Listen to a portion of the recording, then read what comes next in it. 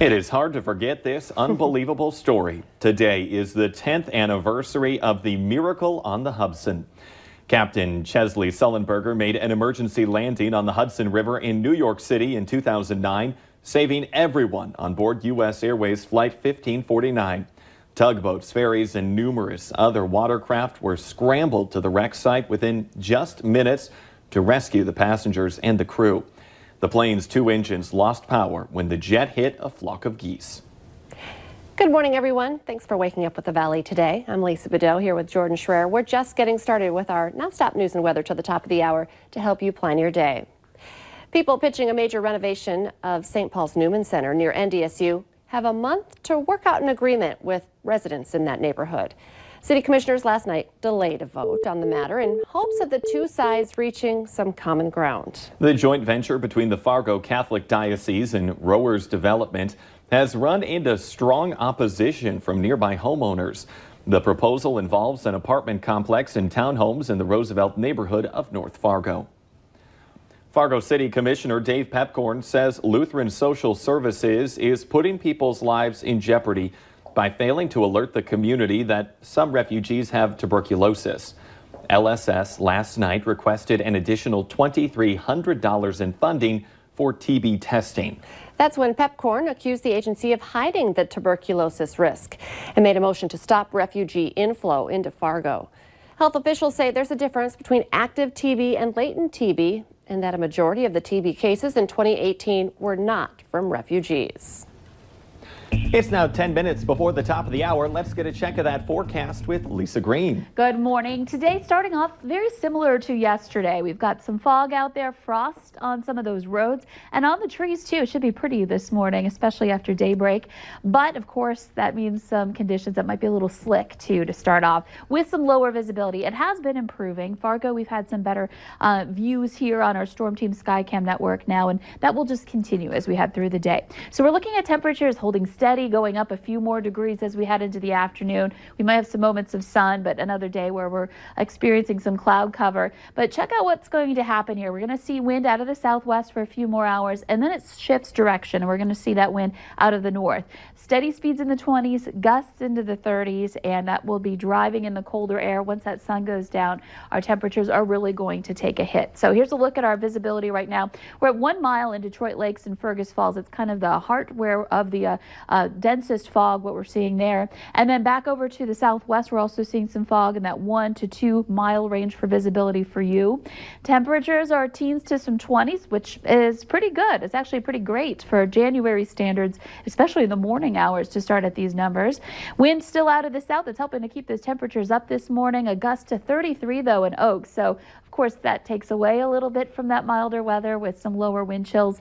And we'll be talking wind chills that are pretty brutal heading into tonight and tomorrow. So checking out the radar right now, we've got a cold front that's going to be sweeping through the valley. It's helping to bring in that moisture. That's why we're seeing a little bit of drizzle out there. Hard to show on our satellite map here, but it's out there. And eventually that moves on and we start to see that drier, colder air take over for the afternoon. So still this afternoon, this is our planner around the 3 o'clock hour, hanging on to some milder weather in the south. We'll start to see that sign of that cool down happening up north at that point in time, and that cold air will just continue to dip in with some strong winds continuing into the nighttime hours for tonight. So here's a look at the results of this. Temperatures only in the single digits for highs Wednesday and Thursday. A reinforcing shot of Arctic air as we head into the weekend with struggles to get to zero for several days. So it's going to be brutal with our next chance for snow Sunday night and into Monday. Let's check in with Al. Police, we're back on Interstate 94 eastbound, and we have a sea of head and taillights out here this morning, I can tell you that. Community's waking up, getting out and getting after it this morning. Road service, Interstate 94 and Interstate 29, both of them are damp this morning, getting a fair amount of tire spray, road spray, whatever you want to call it. In any event, you're going to want to make sure that your windshield washer reservoir is nice and full. Keep your windshield clean this morning. Not really encountering any slippery conditions out here at all, at least on the main roads. Like I said, I-29, I-94, the ramps are in good shape this morning. The arteries in and around the FM metro area are in pretty darn good shape as well. 8th Street in Morehead, Main Avenue, North University, South University, 32nd Avenue. They're all in pretty darn good shape this morning. Get off the beaten path. Some of those secondary streets tend to be a little bit slippery, so make sure you're looking out for them. Bottom line is make sure you are driving carefully today.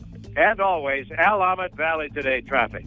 And what day is it today? It's Tuesday, Taco Tuesday at Taco John, so olay the day. It's now 7 minutes before 7. Some lawmakers in Bismarck are again pushing to dump North Dakota's Sunday closing law, which doesn't allow most businesses to open before noon on Sundays. A nearly identical proposal was pitched last session, but failed in the Senate. This time around, though, some lawmakers who once opposed that change are now changing their minds. They now agree it's not the state's place to dictate when businesses should open or when people should go to church. If the repeal passes, the new law would kick in August 1st. North Dakota's House is also considering legislation that would bar drivers from smoking in the car if they have a passenger younger than 9. The new rule would allow police to pull over anyone seen smoking with young children in the vehicle and fine them $25. The bill's sponsor says secondhand smoke in confined spaces is a health threat to children. You may have noticed, maybe even in your own kids' classrooms, a Department of Education study says teachers spend more than $400 of their own money for school supplies. And now a North Dakota lawmaker is hoping to ease that burden. There's a new bill that would set aside $500,000 in a fund to pay back teachers $200 for out-of-pocket expenses. A Fargo man is asking for help finding his car that was stolen from the Northport Hornbachers. Jordan Dupree says that he went inside for 3 minutes, and when he came out, his car was gone. A Hornbachers employee says a guy sitting in the Caribou Coffee area walked out as Dupree came in and then took the car. Now the family is struggling without reliable transportation. Dupree's car, there it is, 2006 silver 4-door BMW, North Dakota plates 974 CJR. Police in a small North Dakota town say a fire that damaged a landmark windmill in the community's downtown was deliberately set. The fire in the Kenmare Town Square happened shortly after 6 Sunday morning. Firefighters were able to save the structure, but it was still damaged. I've actually been inside this. This is heartbreaking. Back in my hometown area, a Danish immigrant farmer built this windmill back in 1902 north of town. It was used for 16 years. It was then moved into the city in 1959 and restored. 2 people are facing multiple charges following a high-speed chase with police. Deputies tried to stop a vehicle outside of Wadena, Minnesota, but the driver kept going and reached speeds of 100 miles per hour during that chase. 25-year-old, Aaron Bounds was eventually arrested. Deputies say they found 15 grams of meth in that vehicle. Bounds is charged with fleeing in a motor vehicle and possession of a controlled substance with intent to sell. 34-year-old Amber Sutherland was a passenger in that car. She was also charged with possession of a controlled substance with intent to sell. Minnesota Governor Tim Walz made his first trip to Moorhead since taking office, and the place, as you can see, it was packed. He and Lieutenant Governor Peggy Flanagan were celebrating their inauguration last night at the Junkyard Brewery. It was the last of 4 stops around the state since swearing in last week. MSU Moorhead is celebrating Martin Luther King Jr. Day early by hosting the Dream Alive celebration tonight. And the Valley Today's Abby Furchner joins us live this morning with more on what you can expect. Good morning, Abby. Well, good morning, you guys. I'm here at the Comstock Memorial Union on MSUM's campus, and I'm joined by Jared Pigeon, who is the Director of Diversity Inclusion here at MSUM. And I want to just talk about why you guys are celebrating Martin Luther King Jr. today and not on Monday. Yep. Well, today is actually Dr. King's birthday, January 15th. He will be 91 years old. A little piece of unknown history that sometimes goes unknown, his actual birthday. And so what are you hoping people take away from tonight's celebration? I know it is open to the public, but students can also come here tonight too and learn about him for free. Well, we're hoping today to build a culture of unity. We're hoping to have an event that's a nice celebration where people could come out and see the legacy and the impact that Dr. King had on all walks of life. And why do you think it's important for not just the community, but for students to get involved in this celebration? Well, students are the key to our future, and sometimes understanding the future, we need to understand the history. And I think looking at a life and a legacy of Dr. King is a great example that one could look up to. So besides all the education that we're going to be hearing about tonight, and what else can people expect? I know there are going to be some musical performances too. Yeah, so we're going to have a local Haitian musician, Rico Aladdin. We're going to have an African choir group that's made up of 15 different members. We're going to have some spoken word from some students, some civil era reflection reads, and then followed up by a keynote address. And that's with Thomas Jefferson, and he was actually a part of the civil rights efforts for down in the South too.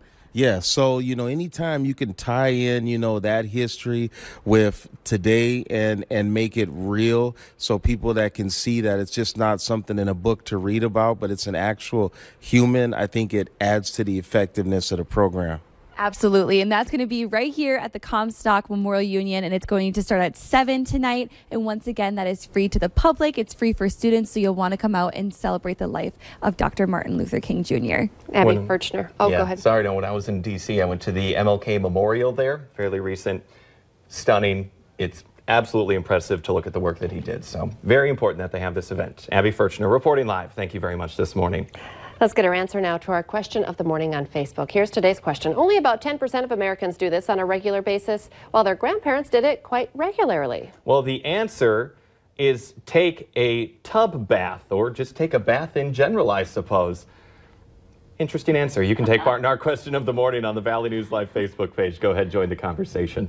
Frosty day. It is frosty out there again this morning. Make sure you're careful as you're driving this morning and watch out for that cold weather blasting in tonight.